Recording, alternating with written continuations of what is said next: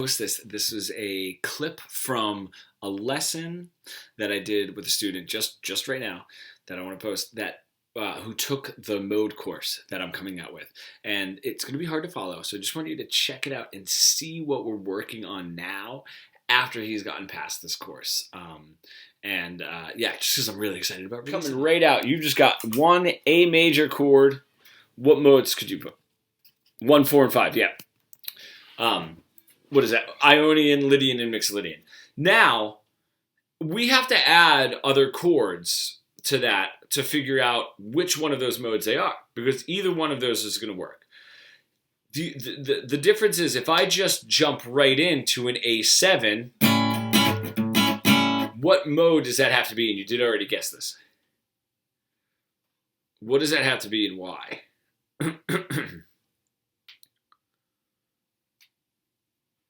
So it's not really an A major anymore. We're adding that flat 7 in there. We're adding the A7. What mode would it be? So we know it's got to be at least the 1, the 4, the 5, because we've picked those are our major modes. Which one out of those three can only cater to an A7?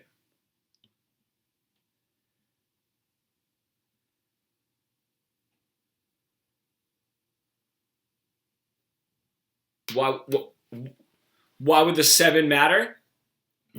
Okay, awesome, dude. I'm glad. If it was an A major, like we said, it could be the 1, the 4, or the 5. We're not sure. If it was an A major 7, not dominant 7 like we're playing, an A major 7, it could only be the 1 and the 4. And there's a reason for that. In each one of those modes, 1, 2, 3, 4, 5, 6, 7, the 7's natural in our Ionian.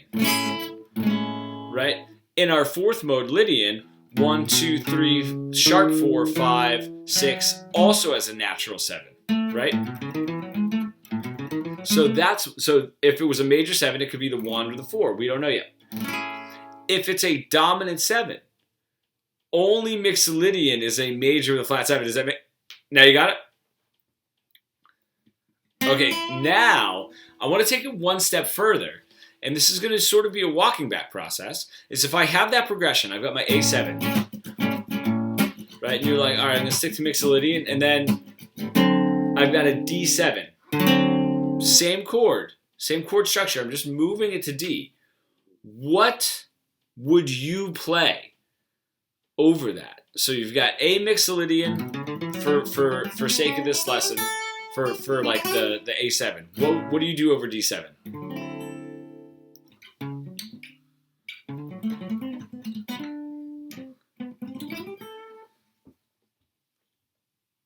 What you were about to say was probably going to be right. It would the same one as in A Mixolydian still. Wait. Yeah, I think you could think of it that way.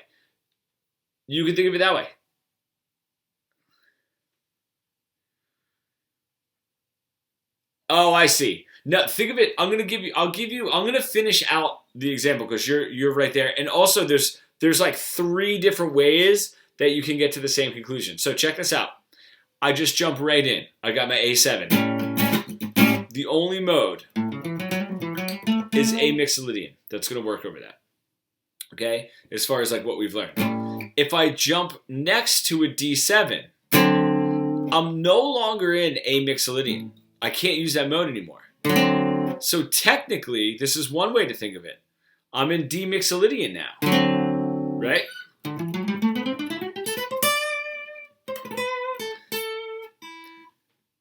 Right. So now think of, but this is where I want the lesson to go. Is instead of doing this, A Mixolydian or over A7, D Mixolydian over D7, why don't I just stay in the same position, right? Why don't I just say like, all right, I'm just going to stay in this sort of A position. But what I'm going to do is I'm going to figure out what scale to play. And this is where modes become musical and not mathematical and just reading chord or scale charts. So now watch this, right? I've got A Mixolydian. Now I've got A Dorian. Why do I have A Dorian now? Yeah. Does that make sense? Of why I would switch to A Dorian over a D7? You got it. Because Dorian's 2, 2, 3, 4, 5. And my dominant 7 has to be my 5. Or Mixolydian, 5, 4, 3, 2 to A. But what is now? This is the thing. What does that really mean? And it's not easy to do this when you're starting from the major scale, the Ionian, and then moving through all the modes. It's a little bit easier to do it in this middle area because you're seeing how these modes work. What's happening here is technically I'm doing this. A Mixolydian, but I mean, if I move this up, right, I could do B natural minor, right? It's the same notes, which means I could do C sharp Locrian or D major, D Ionian for my A7, right? I'm just moving those up. So then that whole structure switches. When I go to D7, instead of jumping up here and saying D Mixolydian, I'm saying, oh wait, 5, because Mixolydian is my 5, 5, 4, 3, 2. My A is now my 2, so that's why it's Dorian. 2, 3, 4, 5 for my D7. But that also means the whole guitar structure changes. If this is Dorian, that means G is major. That means B is Phrygian. That means C is Lydian. Now, the only thing that changes here is that's our navigation tool to get throughout the entire neck.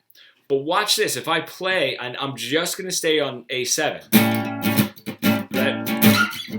I'm not necessarily thinking, all right, I'm going to stick to this Mixolydian. I could move it right up here immediately, and this is how you bridge your chord, you bridge your scales up this way, which is kind of cool. If I jump right into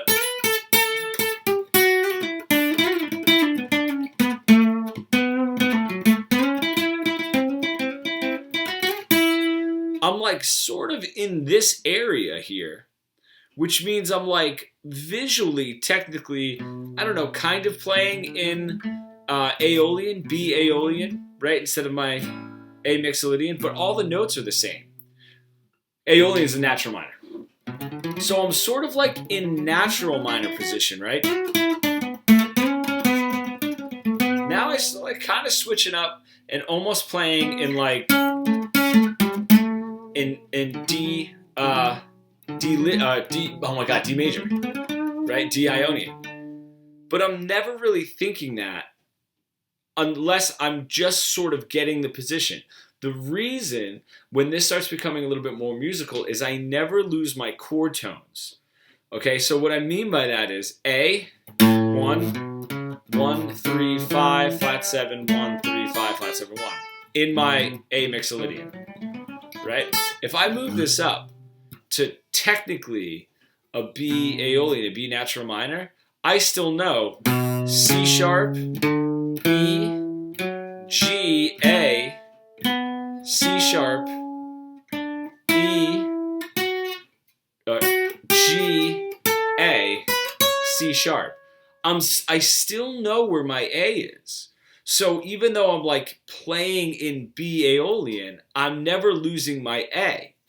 Now that's the same if I go up here well, because Locrian's like never really used, and it's basically C sharp. Locrian's basically just D major with that one extra note. I could do the same thing here.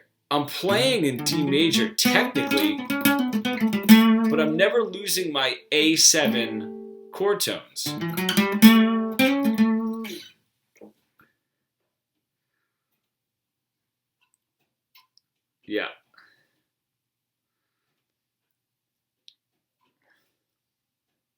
Yeah.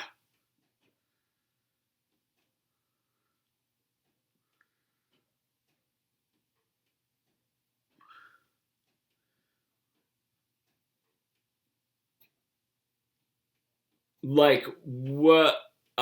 Explain that to me. Are you talking about? Well, the thing is with the original progression that we did.